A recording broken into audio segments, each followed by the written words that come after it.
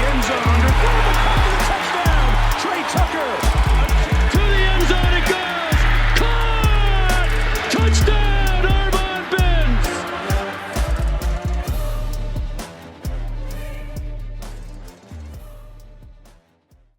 Bearcat Blitz on the Believe Network. Maybe help you stay a little warm in the tri-state area with today's show, although the Bearcats basketball team is ice cold after another loss in the Big 12. The season is basically a wash at this point. 2-5 in the conference and 10-10 overall. What a rough half decade for the Cincinnati Bearcats basketball team. We'll discuss an 82-68 loss on the road. 2 straight losses on the road. They took it on the chin. Double-digit defeats in both contests against Arizona and Arizona State. We'll also preview the return of Dan Skillings to Fifth Third Arena on Wednesday night as the Baylor Bears get ready to bring their own dilapidated team, 1-6 overall in the conference, to Cincinnati. A desperate, wounded, kind of bitten animal trying to claw back into the NCAA tournament ranks, whereas Cincinnati is done. They are completely cooked on that front. The only path to the tournament now is a miracle run in the Big 12 tournament, just like it's been the only path every single year of the Wes Miller era once we get to that portion of the calendar. I'm your host, Russ Eltman of Bearcat Blitz. From Cincinnati Bearcats on SA, we'll welcome on my co-host, Neil Meyer from the frontofficenews.com. In just a few moments, we are, of course, presented by FanDuel Sportsbook, where you can bet on the Big 12 Conference champion for the regular season. It's going to be hard to take that crown from Arizona, who currently holds the best odds to win the conference after beating BYU, I believe, on the road. Monday night, the big Monday action went Arizona's way, and they are now minus 230, prohibitive betting favorites on FanDuel Sportsbook to lift the regular season title in the Big 12. Houston at plus 480 and Iowa State at 9-1, then Texas Tech at 10-1. Only 4 teams with odds 10-1 or shorter, and Arizona is the best team in the country, 21-0, I believe now. And they are clear favorites to win the Big 12 with one of the best records in the entire conference. They are 8-0, while Texas Tech is a game and a half behind them at 6-1 overall. FanDuel Sportsbook, your place to bet on college basketball throughout this season. Head there today and make your account, or keep playing there if you are already a FanDuel Sportsbook user.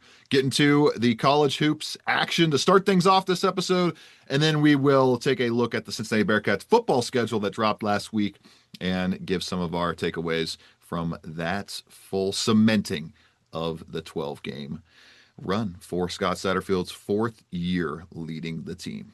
All that and more coming up on this episode of Bearcat Blitz, presented by FanDuel Sportsbook.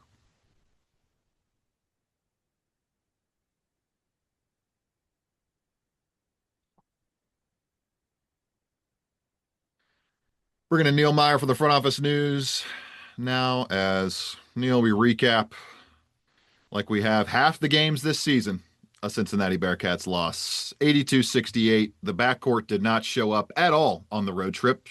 14 combined points from Buck Harris, Jizzle James, and Day Thomas in this game. Day Thomas came back to Cincinnati with 2 more points than he left with, and a lot more turnovers. I believe he had 4 or 5 turnovers on the road trip and 2 total points, was 0 for 6 from the floor, did have 6 assists in the game against Arizona State. Another game where Cincinnati is great at passing the ball for assisted baskets, but cannot create offense on their own.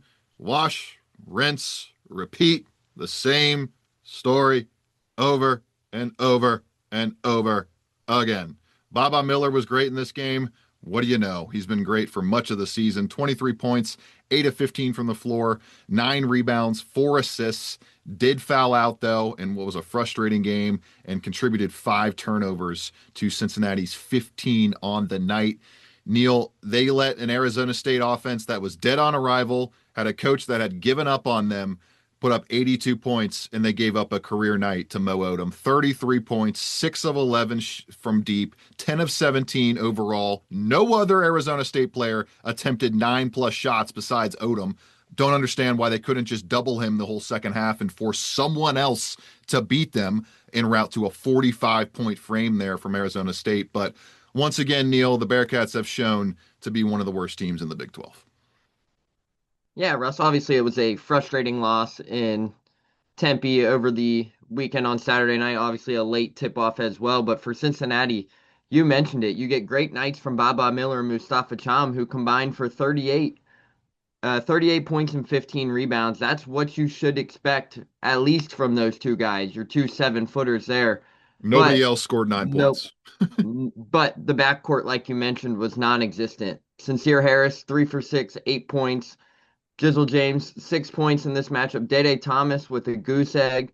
That is what Cincinnati cannot have if they want to win games down the stretch here. Is you're going to have to find ways to get Dede Thomas going offensively, even if that's from the field or the foul line. He's got to find ways to get some points in that column, because if Cincinnati doesn't get 10 to 15 points from guys like Dede Thomas or Jizzle James here, it's going to be a frustrating last 10 games of the season, despite already being a frustrating first half of the conference slate. So it could just trickle down worse if their offense stalls out here. But Russ, we mentioned it heading into this matchup.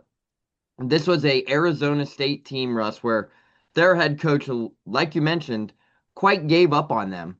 Not even given up on them. He literally called out his team, his fan base, the university, and he said, "Hey, we do not have a home field advantage, a home court advantage here. We do not win at home. We are struggling right now. We are dead on arrival," essentially, is what he gave the media heading into this game. Bulletin board material for Cincinnati. And what happened? They walked in there thinking it was going to be a cupcake. Mel Odom goes for 33, 6 of 11. Santiago Tourette goes for 10 and 5. Masamba Diop gets you 6 and 10. Like, Cincinnati just got punked in every aspect of this game, Russ. And when you look down, the biggest thing for Cincinnati is, we've mentioned it all season, you have to play inside out with this team. They played inside, but they got nothing from their point guards. Well, in the Neil, there backcourt. is no out with this team. 2 of 11 in the second half from outside, 4 of 17 from deep. They're shooting under 26% from outside Mhm. across their 7 conference games so far. You're going to finish with a losing record, easily finish with a losing record this season for the first time since the 2000s, since the 2008 season, I believe, if that does not get closer to 35%. And there's no reason to believe it will, Neil. They're 30% overall in the season and getting worse and worse each conference game we move forward. Yeah, and like you mentioned too, there was no production from Cincinnati from behind the arc. Another poor 3-point shooting effort. Jalen And at this Celestine was the only player to hit 2 threes in this game. He went 2 for 5. 2 No for other 5. player hit multiple threes. Kirk Kriesa, we still don't know what's up with his injury. He only played of 10 minutes in this game. Didn't seem Sean like he's Abayev only played 3 minutes in this yeah, game, a season low. he had a heating pad on his knee, according to Dan Horde, in the post game radio comments, and it's just been a disastrous freshman season for Sean Abayev. Just really feel for him, obviously going through it and not going the way that he would have expected, being a top 25 recruit coming into this season. And just, I mean, if he's not hitting threes, Neil, and Kirk Kriesa isn't playing, and Jalen Celestine is only going to give you 5 shots in 22 minutes. There's no other place for outside shooting to come from. Dede Thomas was good from 3 last season. That's fallen off a cliff. Jizzle James has never been a good outside shooter. Sincere Harris, Neil, needs to stop shooting in general overall the rest of the season. Baba Miller can't hit a 3 if it smacked him in the face. He goes 0 for 2 from deep in this game. Mustafa Cham misses his 1 attempt. Neil, there's no hope for outside shooting for this team. It would be a stunning turnaround if this team was even able to hit 33% the rest of the way, let alone get back to their 30% mark, which is where they're currently at on the season, and do that in Big 12 play. Yeah, and you saw what happens when Cincinnati is able to knock down threes. They take down the top 10 team in the country in Iowa State, but since then, they have not been able to hit anything from outside, just like they have for majority of the season. They had the 1 or 2 good games where they were able to knock some threes down, but since then, Russ, it's like hitting the broadside of a barn from outside. Like, the lid's waiting to come off, but it's just not, the lid's just expanding at this point. So the way that Cincinnati is going now heading into Baylor, two teams that are struggling in Big 12 play. It's going to be interesting to see what the game plan is for tomorrow night at Fifth Third Arena. But Russ, at this point, you just got to continue to find ways to get Baba Miller as many touches as possible and let him finish out his senior year on a high note like he has done and really carried Cincinnati throughout this season so far. Yeah, and that's kind of what we're looking at now. Just individual guys. Mustafa Cham, can he keep playing like this and become an NBA draft pick solidified over the next couple of months? Baba Miller, if he keeps playing like this and he stops shooting threes, literally, the NBA is not going to pick you, Baba Miller, for your shooting acumen. They're going to pick you because you're running the floor like you are, and you're getting to the rim like you have been, and you're rebounding like you have been. I would just punt the threes if I'm Baba Miller. Keep focusing on what I'm doing best to show these scouts that I deserve a look at the next level. We obviously he's going to play professionally, but deserve a look in the best league in the world in the NBA. So that's kind of what we're looking at. I mean, Sean Abaya's draft stock is gone. He will not be drafted at this rate coming out if he chose to do that, which I would be shocked if he did that. He's probably going to come back to school for another year after what's been a really, really rough freshman season for Abaya. Just given, I mean, now there might be a knee ding. He's obviously gone through some shooting struggles, all that stuff. Other than that, Neil, I mean, let's shift to the game tonight as we look at Baylor here. It doesn't really matter to me what happens in this game result wise. I just kind of want to see how the fans react to Dan Skillings and whether or not Baylor can climb from the depths here. The Cincinnati season is done and cooked. There's not much more to say about the Bearcats. And I mean, like, what are we going to do? We're going to get all frustrated and upset about the Bearcats season being over.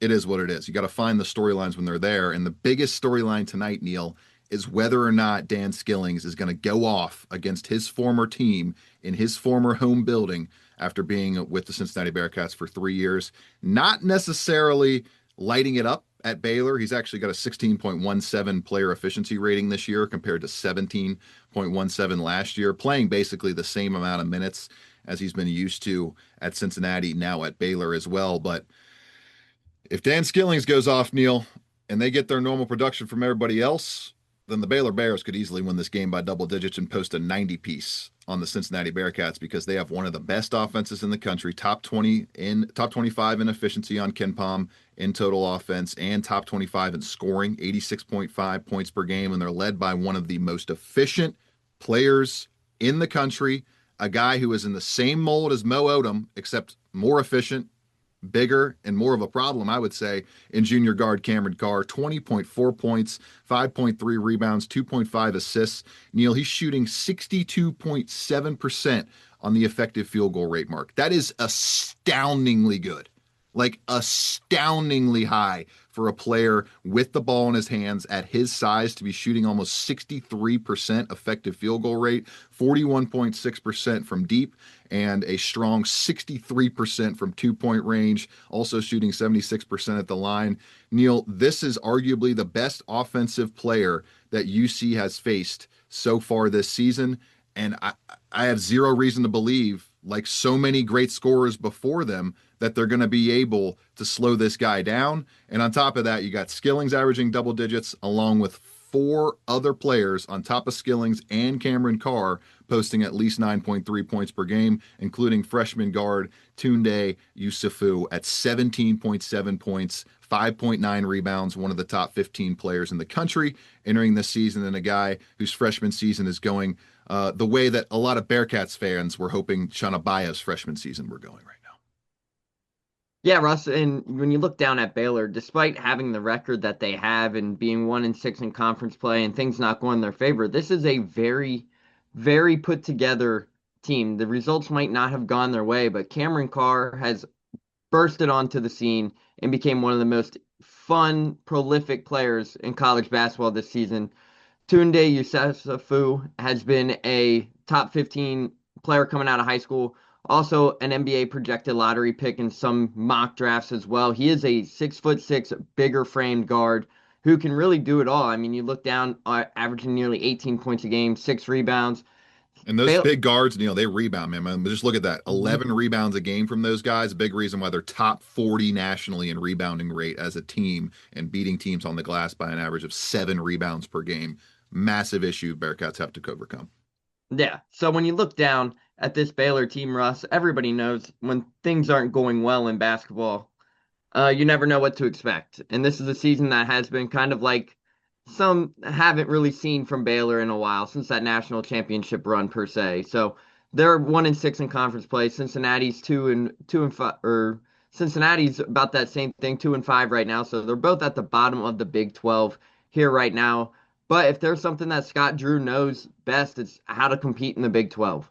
And he's going to have his team ready because, like heading into this matchup, Russ, I'm sure Baylor's last game was at home over the weekend. So they were able to kind of get some rest and get back to things in their own environment. Meanwhile, Cincinnati didn't arrive back in town since late last night following the snowstorm. So they only have 1 day of practice essentially heading into this matchup where they're back on the time schedule, the time difference here in Cincinnati. That could play a big factor into this. So who really knows what to expect, but Russ, I'm excited for tomorrow night just because of the relationship we have with Dan Skillings. He was awesome to us here at Cincinnati. And personally, while we're talking about this matchup, I really hope the fans don't boo him tomorrow night. Give him the warm No welcome. reason to do that. It wasn't Dan's fault, clearly. Give him the warm welcome back to Fifth Third Arena. I mean, he was one of the first guys to commit to Cincinnati under Wes Miller. He gave Cincinnati everything he had. Yeah, he did. And he quickly became a fan favorite. Yes, there might have been some outside distractions people didn't like, but in the end, it's a kid being a kid. So he was great to us. Still have a good relationship with And him what to are we this talking day. about? What people distractions? You talk about the TikTok dancing. If Yeah, people have a people thought real that problem too. with that, then you're a clown. Like you're a clown. Like Yeah, people can do exactly. whatever they want in their free time. The dude Right. busted his you know what for this program, Exactly. and he was Exactly. yeah. That stuff is so stupid. Like Yeah. And everybody if and all these young kids, Gen Zers, be doing TikTok all over the place. Just because Dan Skillings had a bad game doesn't mean that's the reason he's not like this. exactly. Yeah, exactly. And that was some things we saw a lot of last year, Russ, too, where if it was, oh, he had a bad game, everyone would fault it to a little silly TikTok dance. Like, so what?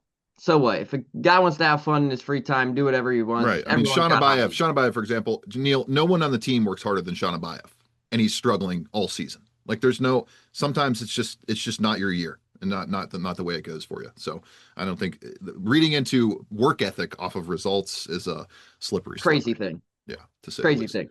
So looking But at this, yeah, sorry, go ahead, Go ahead, Neil. but I really hope he gets the warm welcome. I know when I spoke to him in what was that, October at Media Days off the record, he did say it was going to get emotional coming back to Cincinnati, and I know he's going to have a lot of his family there as well. So I really hope he gets the response that he deserves from Cincinnati. It's going to be curious. I wonder if they do like a pregame video or something for the last 2 years. Try to I honor. would be pretty stunned if that happened. I know he's got a good relationship with Wes, so it's gonna be interesting to see what they do pregame or whatnot to kind of give him some of I those think this memories is the back also. first starter of the Wes Miller era to really come back in a Hmm. key role for another team, right? I mean, obviously they played The Clemson this Madsen, year, but they they missed played the Victor Lock. Madsons last year too, which Yeah, Gabe that's was. true, but he wasn't a key part of the Wes Miller No, I team. think Vic wasn't on that run that went.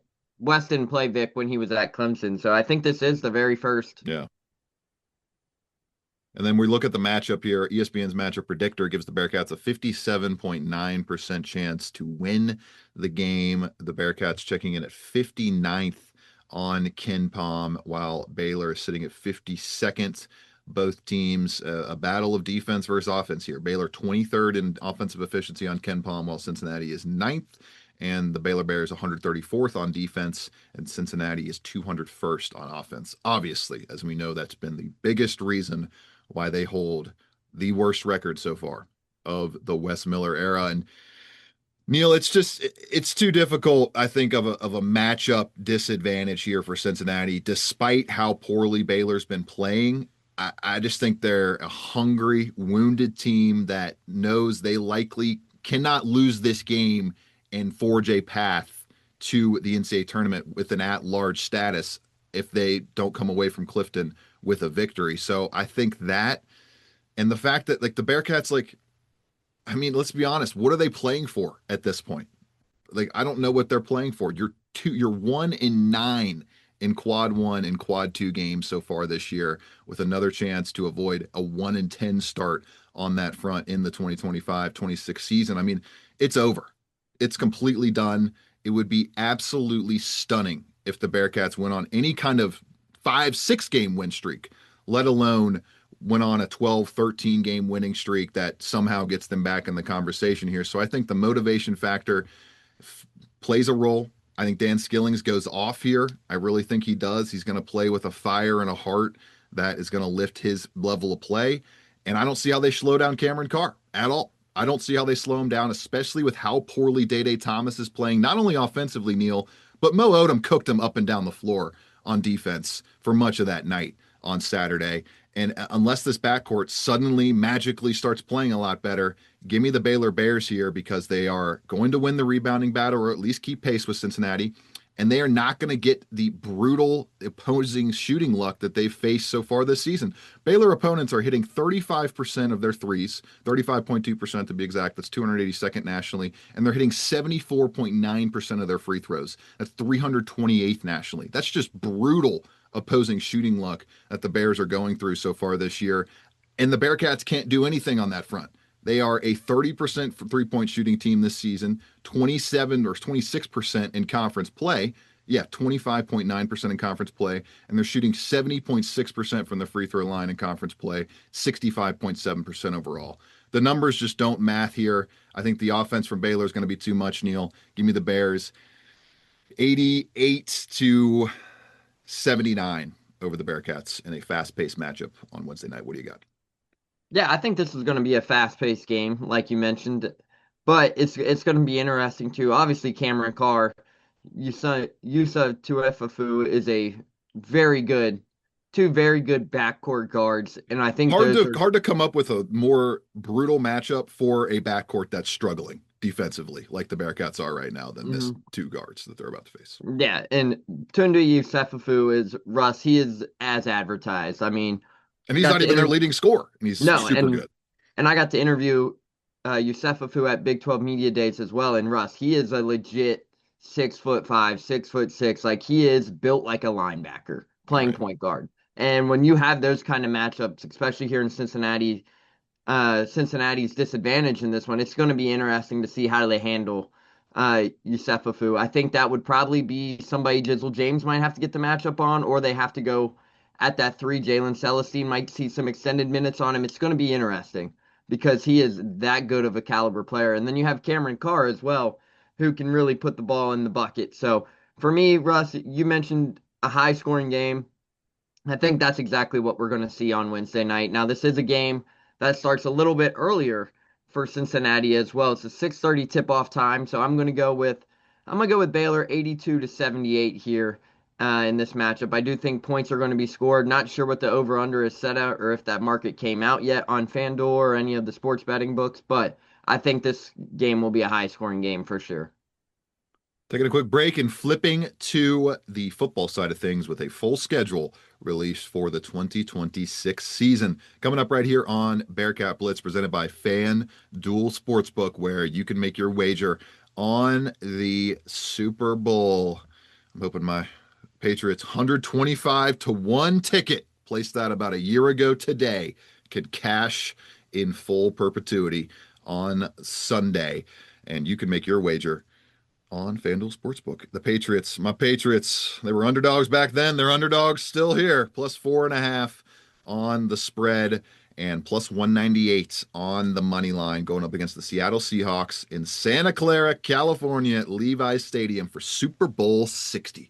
Crazy. We're already at Super Bowl 60. Went to Super Bowl 50, one of my fondest sporting memories. FanDuel Sportsbook is your choice for all of the Super Bowl wagers coming up in a little less than 2 weeks' time. Taking a quick break and then getting to the college football side of things with the Bearcats schedule after these messages.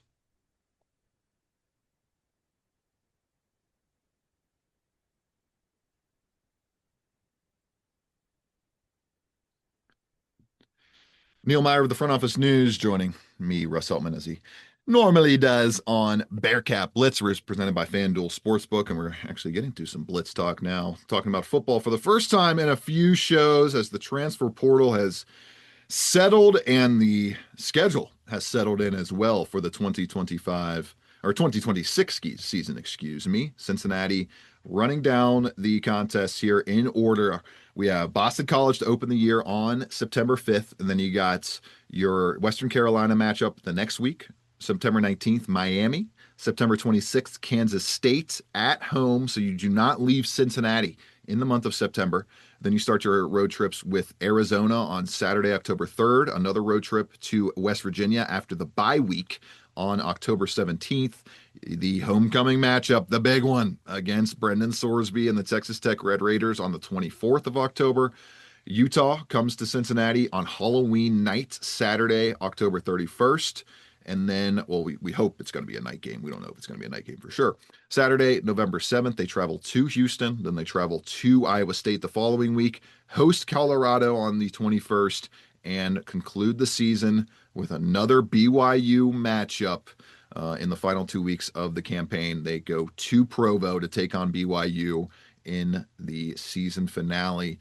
Neil, a daunting schedule.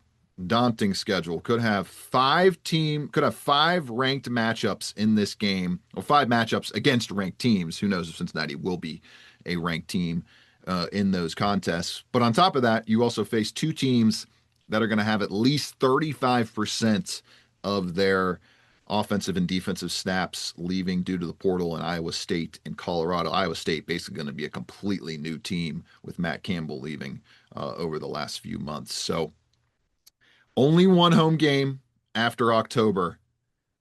This is a really tough schedule, and even now, I don't think there's any scenario where I can pick the Bearcats to win 7 games. Yeah, and I'm right there with you too, Russ, because when you look down at this schedule, Boston College could be a team that comes in and gives Cincinnati some trouble right They off could the beat rip. Cincinnati. I mean, who knows? Those two completely unknown teams. We'll have to get a better sense for them once summer rolls around. And then you have Western Carolina, which is the return. That'll be a homecoming for Isaiah Johnson since he transferred from Western Carolina to Cincinnati. So that'll be a kind of an interesting matchup. Then you have the good old Battle of the Victory Bell, Russ, which will be at Paycor Stadium this season. It won't be at Cincinnati or Miami. It'll be down at Paycor, so it'll be right downtown. Then when you kick off Big 12 play, Russ, I mean, there's a chance this season Arizona might be ranked. Who knows what could happen with Kansas State, West Virginia. Obviously, both of those two programs have had kind of up and down seasons over the last few years, but And real last quick, time Neil, in the way too early top 25 from I think it was CBS Sports did one a couple weeks ago. They have among Big 12 teams ranked. They have Texas Tech at 7th, and then BYU at 12th, Utah at 18th, Houston at 21, and I believe those are the 4 ranked teams. So all 4 of those teams on the Bearcats schedule. and Arizona definitely was one of those teams too, Russell, where they're right on the edge. Yeah, they could definitely be ranked. They were battling in and out of the top 25. It seemed like for majority of the year last year towards the back half, but Russ, it's not a good schedule if you ask me, because when you look brutal. down, I mean, you only have one home game in November. You're here the whole month of September, but that month of October is brutal. You go to Arizona, then you get the bye week, go back to Morgantown, then you get Texas Tech for homecoming with Brendan Sorsby, then you get Utah and you get Houston. You might have 3 weeks straight of top 20 opponents, and that would be daunting. With Texas Tech leading the charge, where Russ, they're already playing basically in contention for a Big 12 championship with the resources they've had, the offseason they had. There is going to be a significant level of difficulty for Cincinnati, especially in the back half of the season. And that October 24th game, Russ, too, with homecoming, it's going to be interesting to see, what alumni comes back. Obviously, I believe that might be Hall of Fame weekend as well. So see who gets inducted to the Hall of Fame. Yeah, homecoming. Brendan Sorsby's return to Cincinnati. How does he get portrayed coming back after obviously transferring within conference? That's going to be interesting too. And then you look down, Russ, what I hate about this schedule, the month in November, brutal. Yeah, it's just brutal. You go to Houston, you go to Iowa State. Who could Colorado. I mean, you'd much rather face Iowa State on September 26th than November 14th. Hmm. because Correct. they're gonna be more gelled and put together as a team by that point. Yes, you're going to be excited to get Deion Sanders, his return to Cincinnati and whatnot, but Russ, ending the season at Colorado BYU, may be good by that yeah, point. and ending the season at BYU, where BYU could potentially be playing for a Big 12 championship, Yeah.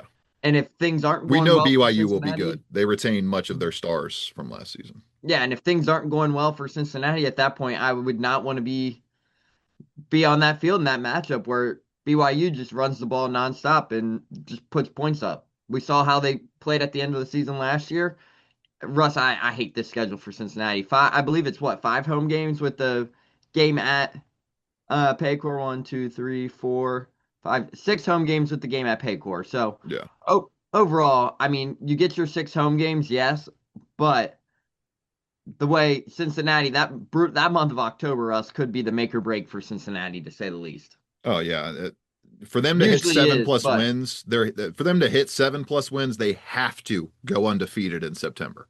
In my mhm. eyes, they have to go undefeated in September, and to even to go bowling, you have to go at least 3-1 in that month. I'm likely going to pick 6-6 for this squad, just given the unknowns in the Big 12, and they have done a solid job of developing players and bringing up a certain floor raising to say the least, similar to what Wes Miller's done with the Cincinnati Bearcats program up until this year when they lost to Eastern Michigan. But yeah, it's just that's a really brutal slate for the Cincinnati Bearcats team that will not have Brendan Sorsby leading the way this fall. For Neil Meyer, I'm Russ Heltman. This has been Bearcat Blitz on the Believe Network. We'll be back later in the week to recap the Baylor action and get you set for the next UC game on Saturday in the second contest against Houston this season. This time on the road, going to be even more difficult to get that elusive win